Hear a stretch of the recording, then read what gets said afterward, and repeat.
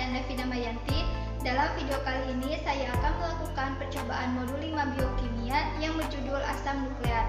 Tujuan dari percobaan ini adalah untuk mengetahui penampakan asam nukleat dari tanaman.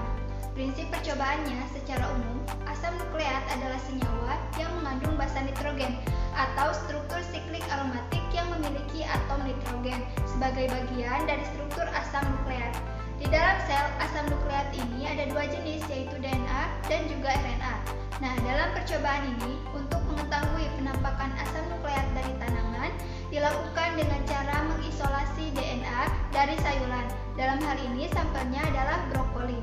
Isolasi DNA sendiri adalah proses pengeluaran DNA dari tempatnya. Nah, di dalam sel tanaman, DNA sendiri sebagian besar terletak di dalam inti atau nukleus dan juga dalam organel lain seperti mitokondria dan juga kloroplas. Nah, proses isolasi DNA dapat dilakukan dengan 3 langkah, yaitu proses ekstraksi dengan perusakan dinding sel atau lisis, kemudian proses pengeluaran DNA dari zat padat seperti selulosa dan protein, juga pemurnian DNA. Alat yang akan digunakan: 1 buah corong kaca, 2 buah gelas kimia 250 ml, 1 buah gelas kimia 600 ml, gelas ukur 100 ml, 2 buah pipet tetes, tisu, cutter, lumpang dan alu, batang pengaduk, dan spatula.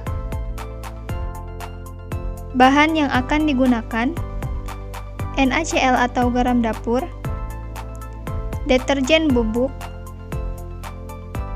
alkohol 70% 200 ml, brokoli, dan aquades. Timbang sebanyak 12,5 gram garam dapur atau NaCl dan 4 gram deterjen bubuk. Langkah-langkah percobaan: masukkan aquades ke dalam gelas kimia sebanyak 100 ml. Masukkan 12,5 gram NaCl atau garam dapur dan masukkan 4 gram deterjen bubuk ke dalamnya. Aduk larutan hingga merata.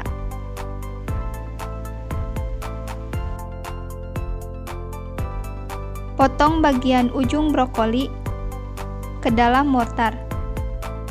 Tambahkan sedikit air.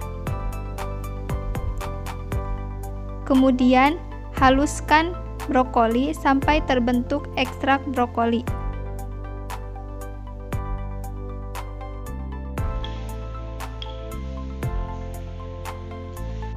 Masukkan ekstrak brokoli ke dalam gelas kimia.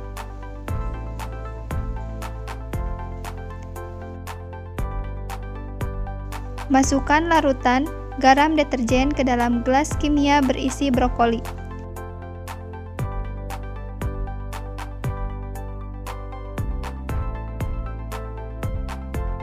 Aduk larutan hingga homogen.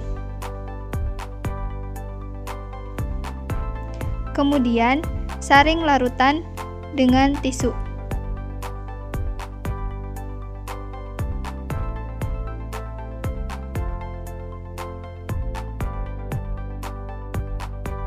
Setelah larutan disaring, tambahkan 200 ml alkohol 70%.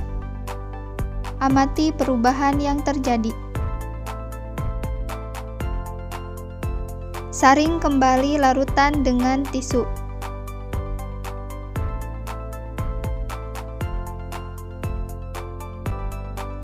Tunggu beberapa saat dan amati kembali perubahan yang terjadi.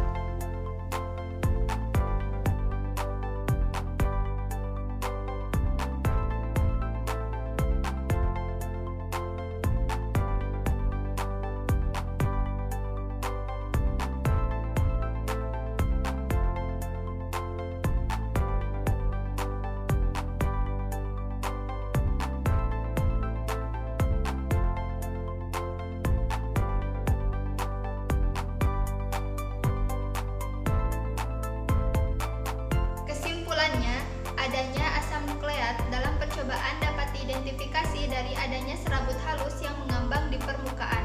Namun berdasarkan percobaan, hanya sedikit atau bahkan tidak terlihat jelas adanya serabut halus yang mengambang di permukaan. Hal ini disebabkan oleh beberapa kemungkinan. Yang pertama, dari segi kemurnian bahan yang digunakan.